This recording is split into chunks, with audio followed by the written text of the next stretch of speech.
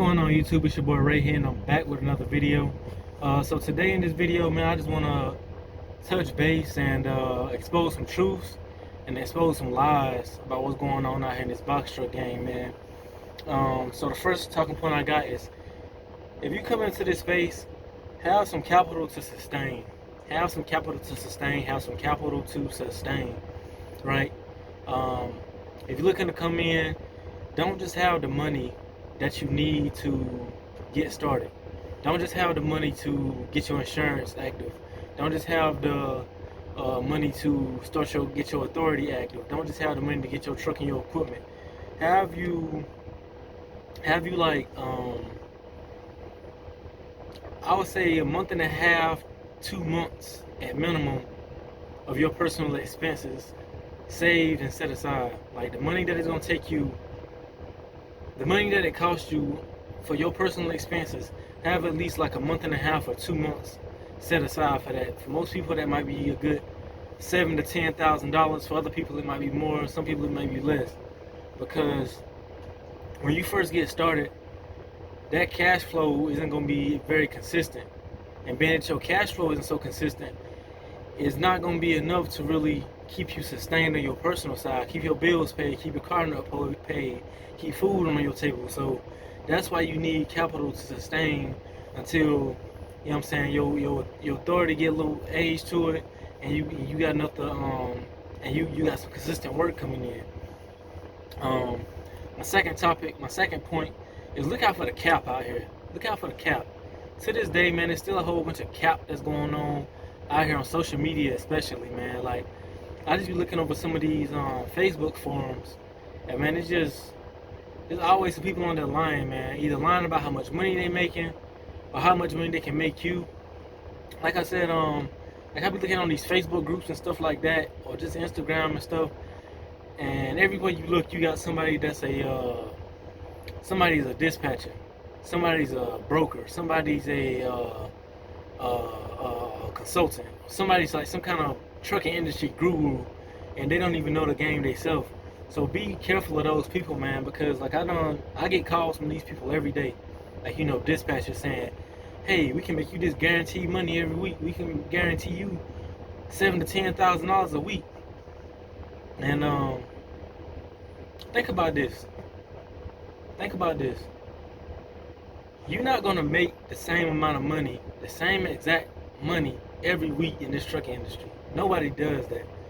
Small companies don't do that.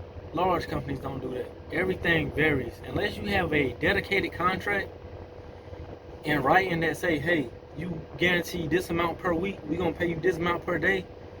Don't believe that shit. Because I hear OTR, especially this OTR and this middle mile, if these brokers and shippers are only paying you so much per mile, how is this so-called dispatcher gonna make you this guaranteed money every week? That's not gonna happen. So y'all watch out for that. My second point is, well, piggybacking on that, like adding on to that, be careful if you do partner with a dispatcher, because nowadays everybody's a dispatcher. Supposedly, everybody's supposedly a dispatcher. Like, just because they ain't gonna take somebody's course and download a DAT load board on their phone or their computer, they all of a sudden they're a dispatcher now. That's not how that works, man. Like, if you partner with a dispatcher, make sure you ask these questions. You know what I'm saying? How long y'all been in service? You know what I'm saying? How many carriers y'all got? You feel me? Like know all this stuff. Like, be careful of these little third party, these little mom and pop dispatchers, man, because a lot of these folks, they just doing the same thing you doing. They downloading these load boards, and then they claiming they self to be a dispatcher, and they don't even know nothing about the market themselves. They just on there trying to like book loads. And a lot of times these dispatchers don't understand your cost per mile. Like, they only looking out what's beneficial for them. They're only looking at, hey, shit, I need me 10% this week, so I'm gonna try to make this person dang on $5,000 so I can get $500 off of that. Don't be careful of that, because at the end of the day, it's all business, and they just in it for the they just in it for they just out there for what's in it for them. They don't care about the sustainability of your business, right?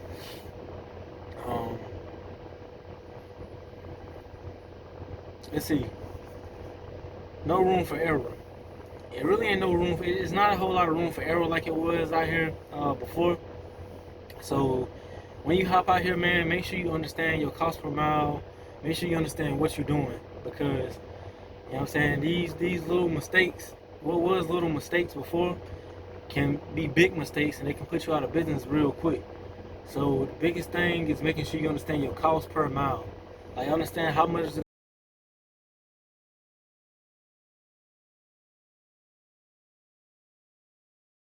what your total expenses for that month is, broke down by the day, broke down by the mile. That's how you're gonna get your cost per mile. Like, understand what it's gonna cost you per mile to run these trucks, because just because somebody offering, they ain't gonna offer you some money to go somewhere, don't mean it's worth it to go there.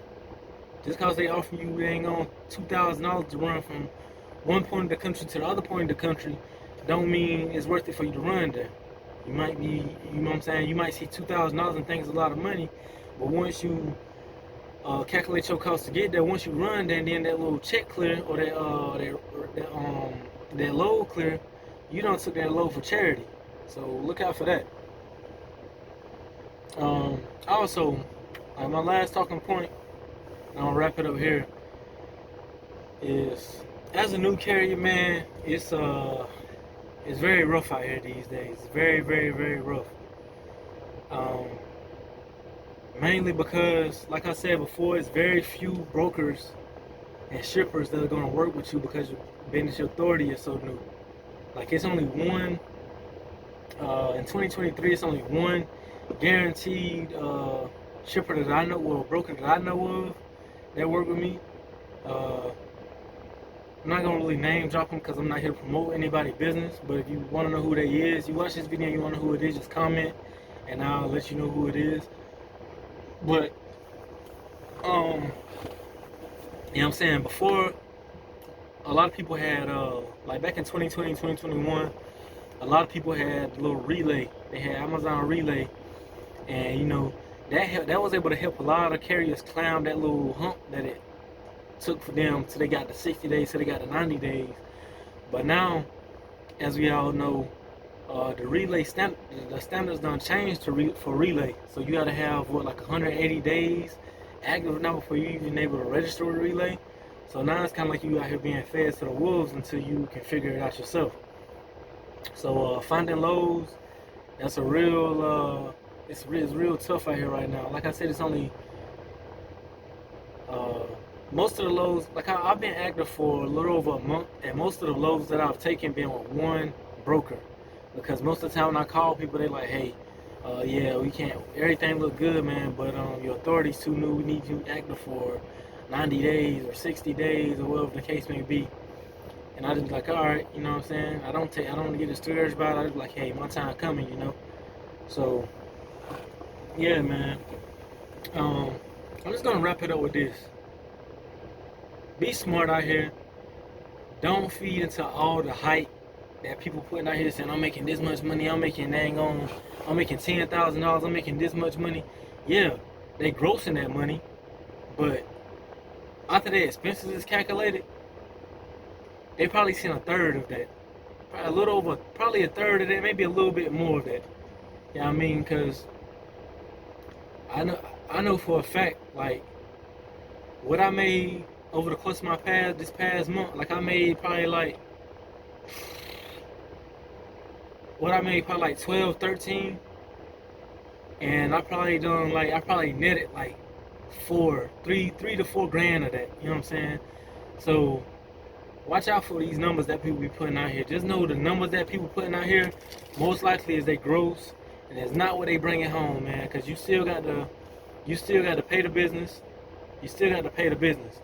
Just because you bring in, you know what I'm saying, $15,000, don't mean you profiting $15,000, because you want to leave some money in that business bank account, because your business got to grow. You know what I'm saying? So just because you get paid, that you can't take all that profit yourself and put it in your personal account, or else how your business gonna grow. You feel me?